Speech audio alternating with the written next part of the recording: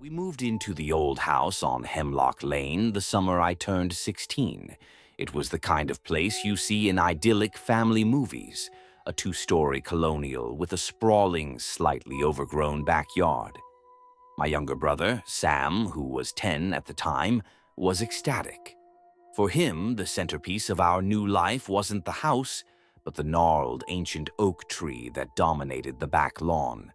And nestled in its thickest branches was a treehouse. It wasn't new. It was old, weathered silver by years of sun and rain. The wood was warped in places, and a single, unblinking window faced our house like a vacant eye. My dad said it was probably unsafe and promised to tear it down, but the busyness of moving in pushed it to the bottom of his to-do list. For the first few weeks, Sam wouldn't go near it. He said it felt weird. We spent our time exploring the woods behind the property and setting up our rooms. But one afternoon, I came home to find him sitting on the first rung of the rickety rope ladder, just staring up at the dark opening of the treehouse door. "What are you doing?" I asked, dropping my backpack on the grass. He didn't look at me. "Listening," was all he said. I didn't think much of it. Kids are strange. But that was the beginning. Soon, Sam was spending every waking hour he could in that treehouse. He'd take his books up there, his action figures, his snacks. He stopped wanting to play video games with me. When I'd ask what he was doing, the answer was always the same, delivered in a quiet, distant voice. "Just thinking." Our parents were thrilled. They thought he was finally embracing nature, getting away from screens. They saw a boy becoming imaginative. I saw a boy becoming a stranger. A month into our stay, the unsettling things started. I was in my room one night, window open to the cool September air, when I heard a sound carried on the breeze. It was a tune, faint and off-key, like a music box winding down. It was the nursery rhyme, "Pop Goes the Weasel," but it was distorted, dragging in places and speeding up in others. I looked out my window. A dim light, like a weak flashlight beam, flickered from the treehouse window before extinguishing. I told myself it was just Sam playing with a toy. But the melody had a chilling quality, an ancient wrongness that made the hairs on my arms stand up. The next day, I decided to investigate. While Sam was at a friend's house, I made my way to the oak tree. The air around it felt heavy, still. I grabbed the coarse rope of the ladder and began to climb. The inside of the treehouse was what you'd expect, dusty, smelling of damp wood and dead leaves, but something else was there. Carved into the wooden walls were symbols. They weren't kids' initials. They were strange, looping spirals and patterns that looked like eyes, dozens of them, all staring inward. On the floor, in the very center, was a single freshly carved spiral. It looked like it had been scraped into the wood with a sharp stone. I felt a cold dread creep up my spine. This wasn't Sam's doing. He was terrible at art. I backed out slowly, my heart pounding a frantic rhythm against my ribs. I had to know what was happening up there. That night, I took my old GoPro, charged it, and set it to record. After Sam had gone up for his nightly vigil, I snuck out and placed the camera on a high branch opposite the treehouse door, hoping to catch whatever or whoever he was talking to. I told myself it would just be him talking to his toys, and I'd feel stupid for being so paranoid. The next morning, I retrieved the camera and uploaded the footage to my laptop. I fast-forwarded through the first couple of hours. There was nothing but the gentle sway of branches and the chirping of crickets. Then, at 1:17 a.m., the audio began to change.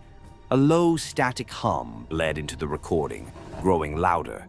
I could see Sam's silhouette in the doorway, perfectly still. He wasn't talking. He was just sitting there, facing out into the dark. The static grew so loud it was almost a roar, and the video started to glitch, pixels tearing and distorting. Then, for a single, horrifying frame, I saw it. A shadow detached itself from the deeper shadows of the tree trunk behind the treehouse. It was long, impossibly thin, and it seemed to uncoil itself up towards the platform. The video cut to black. The audio, however, continued for another 10 seconds. Through the static, I heard a low, dry chuckle, a sound like dead leaves skittering across pavement. It wasn't Sam. I slammed my laptop shut, my breath catching in my throat. I had to get him out of there. That evening, I didn't wait. As soon as Sam started for the backyard, I grabbed his arm. "You're not going up there tonight, Sam." He looked at me, but his eyes were vacant.